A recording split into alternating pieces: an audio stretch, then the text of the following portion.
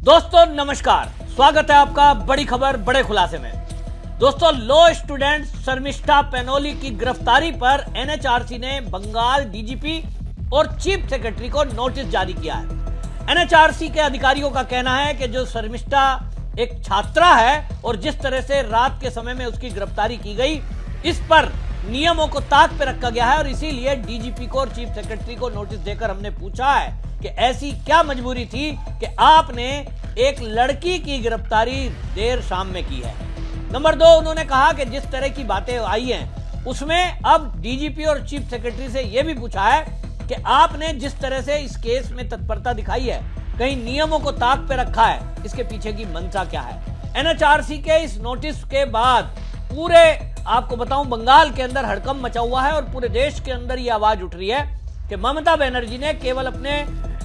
तुष्टीकरण के कारण, कुछ लोगों को खुश करने के कारण यह कदम उठाया है, जबकि शर्मिष्ठा पैनोली एक दलित लड़की है। एक दलित लड़की को इस तरह से गिरफ्तार करना कहीं ना कहीं उन दलित नेताओं पर भी आवाज उठा रहा है, सवाल खड़े कर रहा है, जो अभी तक दलितों की राजनीति करते आए हैं। इस मुद्दे पर सब मौन है। आप सोचिए, शर्मिष्ठा पैनोली ने किसको क्या कहा? केवल पाकिस्तान के आतंकवादियों को उसने गाली दी, उनके बारे में कुछ अपशब्द कहे थे और ये बिल्कुल सेम ऐसा है जैसा आपको याद होगा नुपुर शर्मा वाले मामले में हुआ। आज की डेट में नुपुर शर्मा, जो एक जाना माना चेहरा और छात्र नेता रही है, वो अपने घर में कैद होकर रह गई है। हालांकि केंद्र में मोदी सरकार है, उनको वायु सुरक्षा दी गई है। अगर ये वायु सुरक्षा नहीं होती तो लोगों का कहना है कि अभी तक वो जिंदी नहीं होती। इतनी बड़ी लीडर, जिसको शायद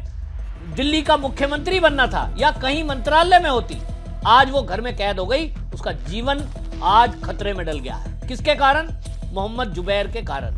आज ठीक इसी तरह जो ये रशीदी फाउंडेशन, पाकिस्तान का फाउंडेशन है, रशीदी फाउंडेशन एक एनजीओ जो पाकिस्तान बेस्ड है, पाकिस्तान के एक एनजीओ का यहां ये संस्थापक इंडिया का वजाहत खान ठीक इसी तरह ये क्या कर रहा है? ये यहां बैठकर वही काम कर रहा है जो जुबैर ने किया। तब सवाल उठना लाजमी है कि क्या हिंदू लड़कियों को, हिंदू लोगों को इरादतन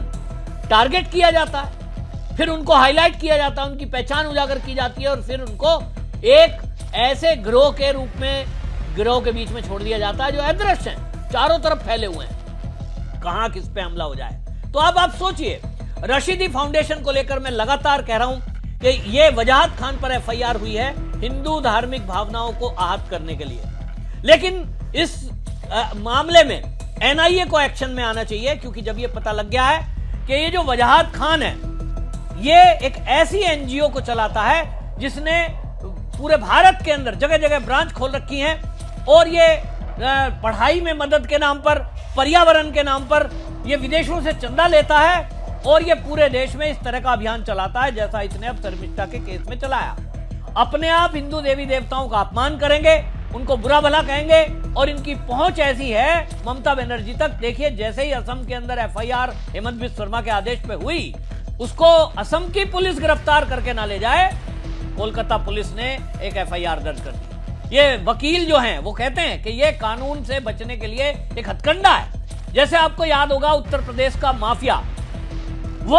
उत्तर प्रदेश का माफिया मुख्तार अंसारी, उसको बचाने के लिए पंजाब में एक फर्जी एफआईआर करा दी गई थी और उसको वहां जेल में ऐशो आराम कराया जा रहा था ताकि वो योगी के कहर से बच सके, योगी की पुलिस से बच सके। ठीक इसी तरह कहा जा रहा है कि ममता बनर्जी अब इस वजाहत खान को बचाने के लिए एफआईआर कराई जा रही है ताकि इसको यहां ही जेल में रखा जाए। यहां जेल में रहेगा तो आगे की पूछताछ नहीं होगी। ये इसकी जो पूरा ये एनजीओ है रशीदी फाउंडेशन, इसके बारे में कुछ पता नहीं लग पाएगा, क्योंकि पता तो तब लगेगा ना जब ये एजेंसियों के हाथ आएगा। और इसीलिए मैं लगातार कह रहा हूं कि अब इस मामले में एक एनजीओ को पड़ताल करनी चाहिए, क्योंकि देश के अंदर ऑपरेशन सिंदूर के बाद जिस तरह से पूरे देश में जगह जगह देश के गद्दार पकड़े गए हैं, पाकिस्तान के जासूस पकड़े गए हैं, आईएसआई के एजेंट पकड़े गए हैं, मैं पूरे एक शंका के आधार पर कह रहा हूं, देश के कई लोग इस बात को कह रहे हैं कि ये जो वजाहत खान है, अगर इसकी ठीक से जांच हुई तो ये भी पाकिस्तान का जासूस या तो आईएसआई का एजेंट, नहीं तो उनके एजेंडे को चलाने वाला व्यक्ति निकलेगा जिसको पाकिस्तान से मोटा फंड मिलता है। अब इसमें यह कहा जा रहा है, जो इसके आसपास के लोग हैं, कि ये तो कई विदेशों में भी, यानी अरब जो ऐसे इस्लामिक देश हैं उनकी भी यात्रा कर चुका है, तो इसके पासपोर्ट वीजा को भी चेक किया जाए कि ये किन किन देशों में गया है। लोगों का कहना है कि ये तुर्की यात्रा, पाकिस्तान की यात्रा अक्सर करके आया है, तो कहीं ना कहीं वहां के लोगों को बसाना, छुपाना और ये सारी चीजें करना, तो कहीं ऐसा तो नहीं कि भारत की कुछ जानकारियां इसके माध्यम से गई हो, कहीं ये इस तरह का कोई नेक्सस तो नहीं चला रहा है कि पाकिस्तान से कोई लोग आए, फिर इससे संपर्क करें, फिर ये उनको बसाने के लिए इधर उधर की व्यवस्था करे। तो ये बहुत गंभीर मामला है, थोड़ा सा केवल एक एफआईआर का मामला नहीं है। जिस तरह से ममता बनर्जी की सरकार और वहां की पुलिस इसे बचाने के लिए पूरी ताकत लगा रही है, इसके एक इशारे पर जिसके खिलाफ इसने एफआईआर करा दी, 1500 किलोमीटर जाकर उसको गिरफ्तार करके लाती है, भले ही वो लड़की है, भले ही वो कानून की छात्रा है। ये दिखाता है कि कहीं ना कहीं पूरी ममता बनर्जी की सरकार और पुलिस, सरकार खड़ी है तो पुलिस अपने आप ही खड़ी है, पुलिस तो सरकार कहने से ही काम करती है, वो वजाहत खान के इशारे पर काम कर रही है। अब वजाहत खान जब फंसा है, दिल्ली में 2 एफआईआर हो गई, असम में एफआईआर हो गई, हिंदू संगठन ने एफआईआर करा दी। मैं तो इस पर भी ये कहना चाहूंगा कि जो अपने आप को सनातनी और हिंदू कहते हैं, बड़े बड़े वकील जो सुप्रीम कोर्ट में प्रैक्टिस करते हैं, अभी तक तो उनको पूरे देश के अंदर इसके ऊपर 1 लाख एफआईआर हो जानी चाहिए थी। अपने आप को सनातनी, हिंदुत्व ऐसे बताने वाले वकील, मैं वकील नहीं हूं, अगर मैं पैसे से वकील होता तो मैं गारंटी से 1 एफआईआर इसके खिलाफ करा चुका होता। यूपी में कम से कम योगी जी की पुलिस पकड़कर खींच कर लाती है। लेकिन दुर्भाग्य देखिए, अपने आप को सनातनी और राष्ट्रवादी कहने वाले वकील सैकड़ों की संख्या में दावे करते हैं, पता नहीं कौन कौन से, लेकिन इस मामले में टील जाएंगे। अरे कोई हिंदू देवी देवता एक व्यक्ति के थोड़े ही हैं, और वकीलों को तो किसी को फीस देनी नहीं, उनको सारे दावपेच पता है, उनको पूरे एक्ट पता है, जाओ थाने में एफआईआर कराओ, नहीं तो कोर्ट के थ्रू कराओ। तो अभी तक ये रशीदी जैसे लोग, जुबैर जैसे लोग, आरिफा खानम जैसे लोग, इनके ऊपर 1 लाख एफआईआर हो जाए ताकि इन्हें पता लगे कि हिंदुओं से पंगा लेने का मतलब क्या है। लेकिन ऐसा होता नहीं, ऐसा होता नहीं। केवल कोई एक हिंदू जरा एक शब्द बोल दे गलती से, कोई सोशल मीडिया पर बोल दे, बस उसके पीछे पूरा ये एक ग्रुप पड़ जाता है और देश विदेश तक में भी अभियान चला दिया जाता है। मोदी सरकार को मैसेज भेजे जाते हैं विदेशों से कि साहब कार्रवाई करो।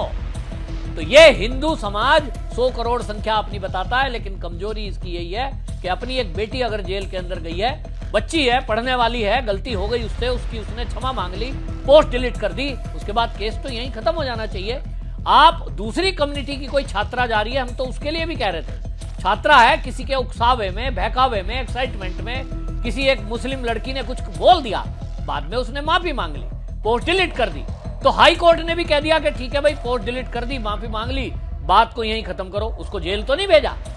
तो एक समाज के बच्ची को आप स्टूडेंट बता करके राहत देते थे, लेकिन वहीं लॉ की स्टूडेंट एक हिंदू है तो उसको राहत नहीं मिलती है, तो सवाल उठेगा। एनएचआरसी ने हालांकि नोटिस दिया है, लेकिन इस नोटिस में कानूनी पहलू है, कुछ ना कुछ कानून के हिसाब से उसको किंतु परंतु करके कागज का पेट भर दिया जाएगा। लेकिन यह बात जरूर है कि अब मामला हल्के में नहीं है, हाईलाइट हो चुका है, तो कम से कम एक तो बात मानी जाए कि आज नहीं तो कल शर्मिष्ठा को न्याय मिलेगा, आज नहीं तो कल वो छूट भी सकती है। वरना ममता बनर्जी की सरकार ने तो ऐसा जाल बुन दिया था कि वो कभी भी जेल से बाहर शायद जिंदी भी ना बचती।